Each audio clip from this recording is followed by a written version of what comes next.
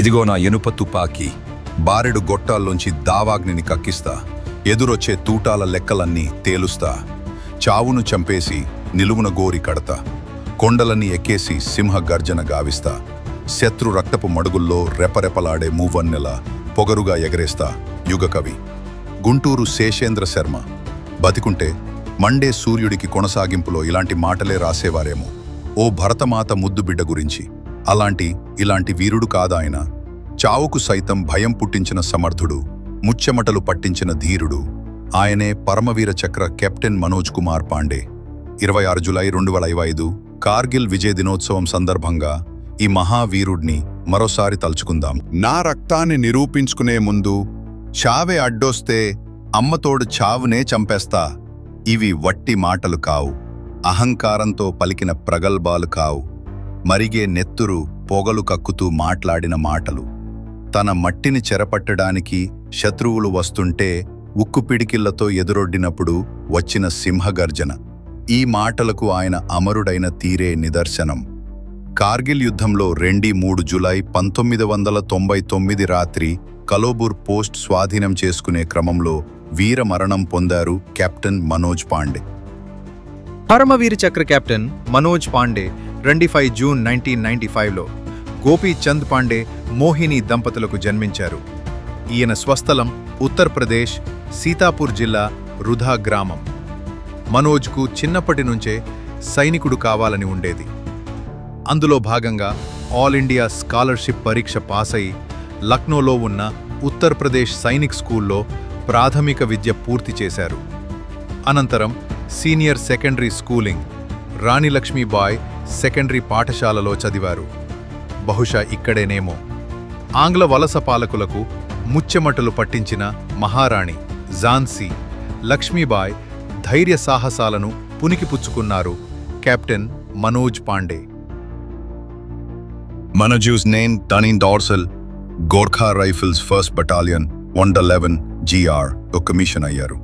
అయితే అంతకుముందు ఆయన సర్వీస్ సెలక్షన్ బోర్డ్ SSB ఇంటర్వ్యూలో నువ్వెందుకు ఆర్మీలో జాయిన్ అయ్యావు అని అడిగినప్పుడు నాకు పరమవీర చక్ర గెలవాలని ఉంది అన్నారు. అన్నట్లే వీరమరణం పొందిన తర్వాత ఆయన సేవకు పరమవీర చక్ర అవార్డు గెలుచుకున్నారు. ఇదే మిలిటరీ సేవలకిచ్చే అత్యుత్తమ అవార్డ్. భవిష్యత్తును గ్రహించడం మహానుభావులకే సాధ్యమేమో. 3 నెలలు విధులు నిర్వర్తించిన మనోజ్ సియాచిన్ నుంచి తిరిగి వెళ్లే క్రమంలో కార్గిల్ పిలుపు వచ్చింది. ఆపరేషన్ విజయ్లో భాగంగా కార్గిల్లో కాలు పెట్టిన మనోజ్ కుమార్ పాండే తన దళాలను ముందుండి నడిపించారు. 2 నెలల పాటు సాగిన ఆపరేషన్ కుకుర్దాంగ్ జుబటాప్లో పలు శిఖరాలను శత్రువుల నుంచి తిరిగి స్వాధీనం చేసుకోవడంలో మనోజ్ కీలక పాత్ర పోషించారు. అప్పుడే ఆయనకు మరో పనిని అప్పగించారు పై అధికారులు. కలుబార్ శిఖరాన్ని స్వాధీనం చేసుకోవాలని ఆదేశాలు అందాయి. కల్నల్ లథరాయ్ నేతృత్వంలో కెప్టెన్ మనోజ్ పాండేతో సహా సైనికులు కదులుపున్నారు కలుబార్ పర్వతం వైపు. కలుబార్ టాప్ యుద్ధ స్వరూపమే మార్చేయగలదు. అది స్వాధీనం చేసుకుంటే పాకిస్తాన్కు పారిపోవడానికి వారికి కావలసిన వస్తువులు తెచ్చుకునేందుకున్న మార్గం మూతపడుతుంది. అయితే అది కలుబార్ టాప్కు వెళ్లి శత్రు సేనల్ని అంతం చేయడం అంత సులువైన పని కాదు. 19,700 అడుగుల పైన ఉన్న శత్రువులకే అడ్వాంటేజ్ ఉంది. భారత సైనికులు కదలికల్ని వారు సులభంగా చూడగలరు. భారత సైన్యం శిఖరం ఎక్కుతున్న క్రమంలో అటువైపు నుంచి 70 మెషిన్ గన్ల నుంచి తూటాలు దూసుకొస్తున్నాయి. ఆ బుల్లెట్లు తాకకున్నా అలా పక్క నుంచి వెళ్లినా ఎవరో గట్టిగా తోసేసినట్లు అనిపిస్తుంది. కలుబార్ టాప్నకు భారత సైనికులు 600 గజాలు కింద ఉండగా అన్ని వైపుల నుంచి వారిపై కాల్పులు జరిపారు పాక్ సైనికులు. ఈ క్రమంలో ఎలా ఎదుర్కోవాలో తెలియక అయోమయంలో పడ్డారు కమాండింగ్ ఆఫీసర్ లలిత్ రాయ్. అదసర్ ఒక మార్గం ఆలోచించారు. ఆ తర్వాత 2 గ్రూపులుగా విడిపోయి శత్రు సైన్యంపై విరుచుకుపడాలని ప్లాన్ వేశారు. ఒక గ్రూప్ను పాండే లీడ్ చేయాల్సిందిగా ఆఫీసర్ లలిత్ ఆదేశించారు. క్షణం ఆలోచించకుండా తూటాలు దూసుకొస్తున్నా ముందుకు కదిలారు పాండే. కొండెక్కడం, నీళ్లు లేక చావంచల దాకా చేరుకున్నా జవాన్లాగిపోలేదు. అలా కలుబార్ టాప్కు చేరుకున్నారు. పాండే కలుబార్ టాప్కు చేరుకున్నాక అక్కడున్నది 4 కాదు 6 బంకర్లని తెలిసింది. దీంతో ఓ బంకర్ ధ్వంసం చేయాల్సిందా హవల్దార్ దీవాను పాండే పంపించారు. అయితే పాక్ వైపు నుంచి దూసుకొచ్చిన బుల్లెట్లు గాయాలు తిని ఆయన వీరమరణం పొందారు. ఆ తర్వాత మనోజ్ పాండే, ఆయన గ్రూప్ సైనికులు ఒక్కొక్కటిగా 3 బంకర్లను ధ్వంసం చేశారు. అయితే గ్రెనేడ్ విసిరి 3వ బంకర్ ధ్వంసం చేసే క్రమంలో మనోజ్ భుజాలు కాళ్లలోకి బుల్లెట్లు దూసుకెళ్లాయి. రక్తం కారుతోంది. జవాన్లు తాము చూసుకుంటామని చెబుతున్నా తానే వెళ్తానని రక్తం ఓడుతున్నా లెక్క చేయకుండా 4వ బంకర్ వద్దకు వెళ్లారు. ఈ క్రమంలో మనోజ్ను చూసిన పాకిస్తాన్ జవాన్లు కాల్పులు జరిపారు. ఆ తూటాలు మనోజ్ హెల్మెట్ను చీల్చుకుని తలలోకి దూసుకెళ్లేలోపే గ్రెనేడ్ వేసి 4వ బంకర్ను ధ్వంసం చేశారు. రక్తపు మడుగులో ఉన్న నా చోడ్న వాళ్ళని వదలొద్దు అంటూ ఆఖరి శ్వాస వరకు పోరాడి అమరుడయ్యారు కెప్టెన్ మనోజ్ పాండే. ఆ తర్వాత భారత జవాన్లు పాక్ బంకర్లను ధ్వంసం చేసి ఖలుబార్ను స్వాధీనం చేసుకున్నారు. దాదాపు 5.5 అడుగుల 5.5 అడు మనోజ్ పాండే 24 ఏళ్ల 7 రోజుల వయసులో భరతమాత ఒడిలో ఒదిగిపోయారు. 25వ పుట్టినరోజు సెలబ్రేట్ చేసుకునేందుకు ఇంటికి వస్తానమ్మా అని మాటిచ్చిన మనోజ్ పాండే జెండా పైన కప్పుకుని పేటికలో వచ్చారు. కెప్టెన్ మనోజ్ కుమార్ తల్లిదండ్రులను దేశాన్ని ఎన్నడూ అది తక్కువ ఇది ఎక్కువ అని చూడలేదు.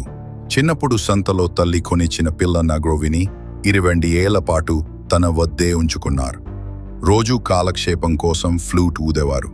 తొందరగానే ఆ వేణువుని పడేస్తాడని ఆయన తల్లి మోహిని అనుకున్నారు. కానీ కెప్టెన్ తన వద్దే జాగ్రత్తగా దాచుకున్నారు. మనోజ్ సైనిక్ స్కూల్ అండ్ హాస్టల్లో ఉన్నప్పుడు స్కాలర్షిప్ వచ్చేది. తనకు కొన్ని డబ్బులు అవసరం ఉన్నప్పుడు అమ్మకు చెప్పారు. దీంతో ఆమె నీకిచ్చే డబ్బుల్లోంచి వాడుకో అని చెప్పారు. దానికి మనోజ్ అలా వద్దమ్మా, నాన్న సైకిల్ పాతది అయిపోయింది, ఆయన కోసం కొత్తది కొంటాను అన్నారు. అన్నట్టే కొత్త సైకిల్ తెచ్చిపెట్టారు. ఇలా అమ్మ నాన్నకు ప్రేమను పంచి దేశానికి ప్రాణాలిచ్చేశారు కెప్టెన్ మనోజ్ కుమార్ పాండే. పుట్టుక నీది, చావు నీది, బతుకంతా దేశానిది అని ప్రజాకవి కాళోజీ నారాయణరావు అన్నట్లు కాళోజీతో సహా కెప్టెన్ మనోజ్ కుమార్ పాండే లాంటి మహానుభావులది కేవలం బతుకు మాత్రమే కాదు, పుట్టుక చావు కూడా దేశానిదే అంటే అతిశయోక్తి కాదు. దేశం మనకి ఏమిచ్చింది అనే బదులు దేశానికి మనము ఏమిచ్చామని ఆలోచించాలని చాలామంది పెద్దవాళ్లు చెప్తుంటారు. ఇది మనోజ్కు అక్షరాలా సరిపోతుంది. కెప్టెన్ మనోజ్ లా ప్రతి ఒక్కరూ దేశం కోసం ప్రాణాలివ్వాలని కాదు, దేశాన్ని ప్రాణంలా కాపాడుకోవాలనేదే ఆ మాటల్లోని ఉద్దేశం. దేశమంటే మట్టి కాదోయ్, దేశమంటే మనుషులోయ్ అని గురజాడ అప్పారావు అన్నట్లు దేశం కేవలం కొండలు బండరాళ్లతో నిండి ఉన్నది కాదు, కోట్ల మంది ప్రతి క్షణం శ్వాసిస్తున్న భారతం. కెప్టెన్ మనోజ్ కుమార్ పాండే ఈ శ్వాసలను సజీవంగా ఉంచాలని సరిహద్దులో అమరుడయ్యారు. అలాంటి పరమవీర చక్ర కెప్టెన్ మనోజ్ కుమార్ పాండే ఈనాటి నవయువకులకు స్ఫూర్తి ప్రదాత. జై హింద్.